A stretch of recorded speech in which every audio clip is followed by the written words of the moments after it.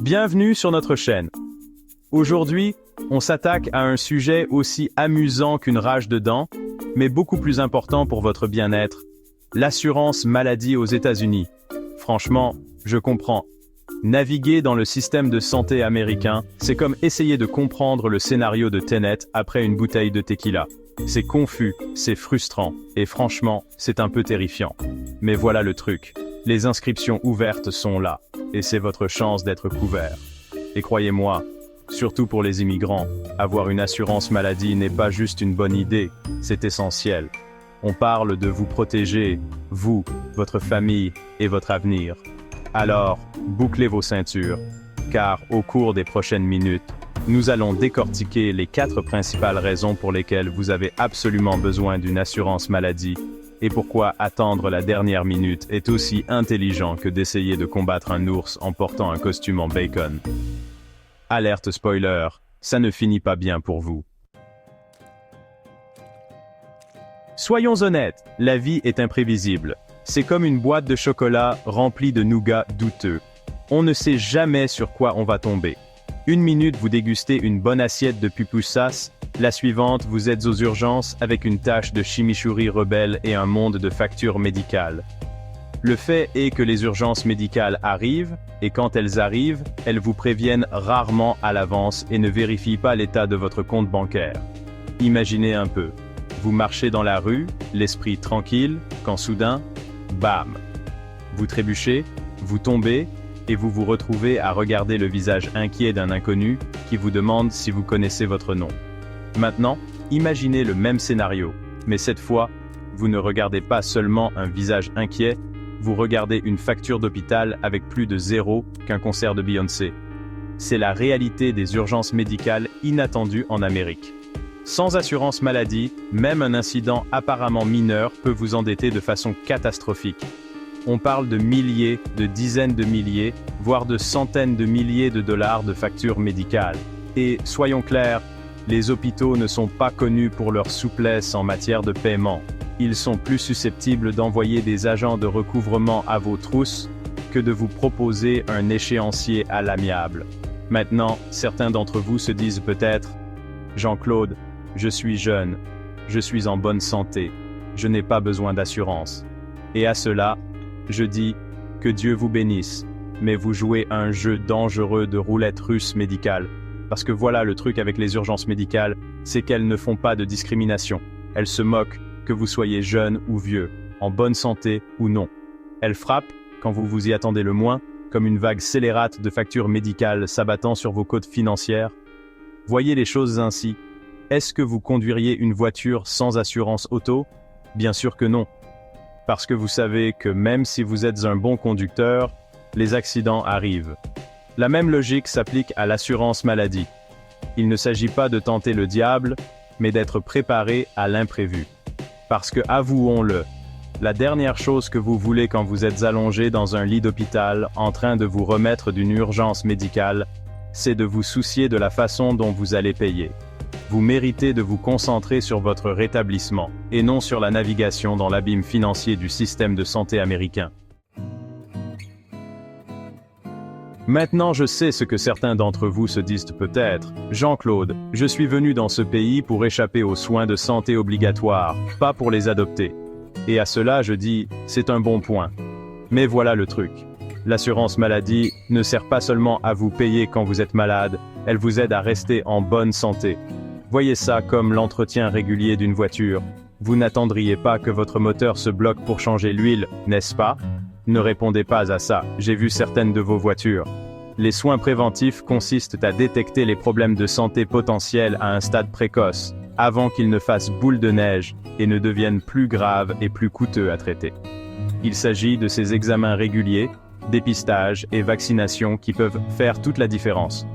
C'est comme avoir une équipe de détectives médicaux à vos côtés qui recherchent constamment des indices et détectent les problèmes avant qu'ils ne deviennent de véritables affaires. Et laissez-moi vous dire que la détection précoce est essentielle.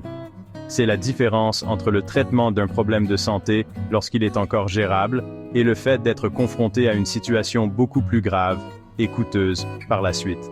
Il s'agit par exemple de détecter une hypertension artérielle avant qu'elle ne provoque un accident vasculaire cérébral, ou d'identifier les premiers signes de diabète avant qu'il n'entraîne de graves complications.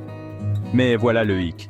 Sans assurance maladie, ces services préventifs peuvent coûter les yeux de la tête. On parle de centaines de dollars pour une simple prise de sang, de milliers de dollars pour une coloscopie. C'en est assez pour vous donner envie de vous auto-diagnostiquer en utilisant Doctissimo et une cuillère rouillée. Et regardez, je sais que certains d'entre vous pourraient être tentés de sauter ces examens de contrôle. Vous êtes occupés, vous avez du travail, vous avez une famille, vous avez toute une marmite de sang cochon qui mijote sur le feu. Mais croyez-moi, négliger sa santé, c'est comme ignorer un robinet qui fuit. Cela peut sembler être un désagrément mineur maintenant, mais à terme, cela conduira à un problème beaucoup plus grave et plus coûteux. Avec une assurance maladie, vous pouvez accéder à ces services préventifs essentiels sans vous ruiner.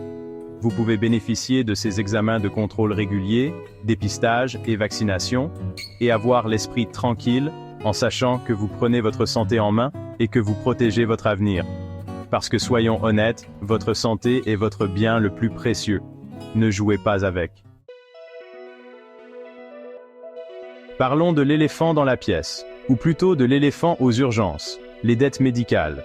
Parce qu'au pays de la liberté et de la maison des braves, tomber malade peut aussi signifier la ruine financière.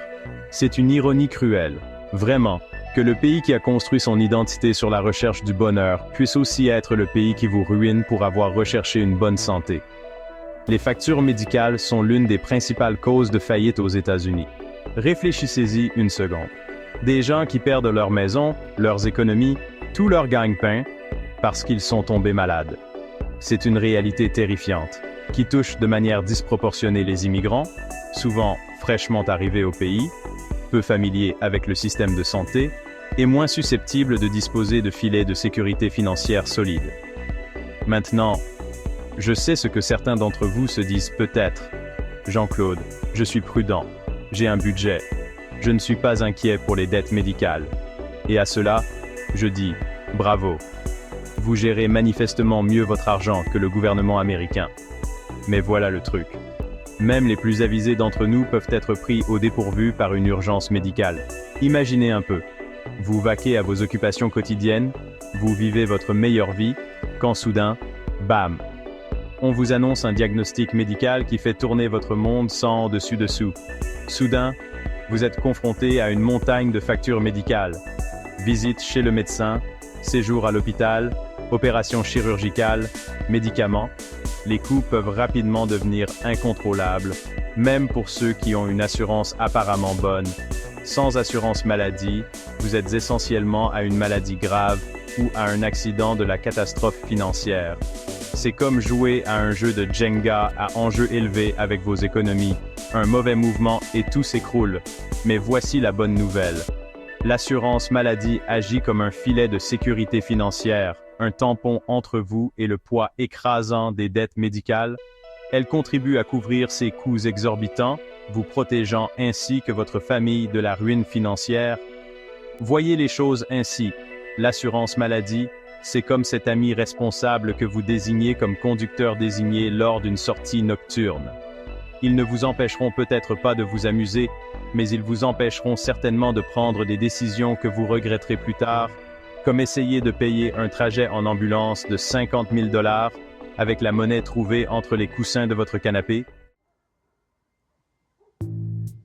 Maintenant, parlons de l'aspect juridique des choses. Car oui, au pays de la liberté, ne pas avoir d'assurance maladie peut réellement vous coûter cher. C'en est assez pour se demander si les pères fondateurs n'étaient pas secrètement des vendeurs d'assurance à côté. Vous voyez, dans de nombreux États, avoir une assurance maladie n'est pas seulement une bonne idée, c'est la loi. L'Affordable Care Act, ou Obamacare comme on l'appelle plus affectueusement, comprend une disposition appelée le mandat individuel, qui stipule essentiellement que la plupart des Américains doivent avoir une assurance maladie ou faire face à une pénalité. Maintenant, je sais ce que certains d'entre vous se disent. Peut-être, Jean-Claude, le mandat individuel a été abrogé, tu te souviens? Et à cela, je dis, vous avez techniquement raison. ce qui, comme nous le savons tous, est le meilleur type de raison. La pénalité fédérale pour ne pas avoir d'assurance a effectivement été réduite à 0 en 2019. Cependant, voilà le hic. Plusieurs États ont mis en œuvre leur propre mandat individuel, ce qui signifie que si vous vivez dans l'un de ces États et que vous n'avez pas d'assurance maladie, vous pourriez être frappé d'une pénalité au niveau de l'État au moment des impôts. Et croyez-moi, le fisc n'est pas connu pour sa clémence. Ils sont plus susceptibles de saisir votre salaire que de vous proposer un échéancier à l'amiable. Je comprends que naviguer dans les complexités du système de santé américain, en particulier en tant qu'immigrant, peut donner l'impression d'essayer d'assembler des meubles IKEA en utilisant uniquement une fourchette et une prière. C'est compliqué, c'est confus, et c'est souvent carrément frustrant. Mais voilà le truc. L'ignorance de la loi n'est pas une excuse.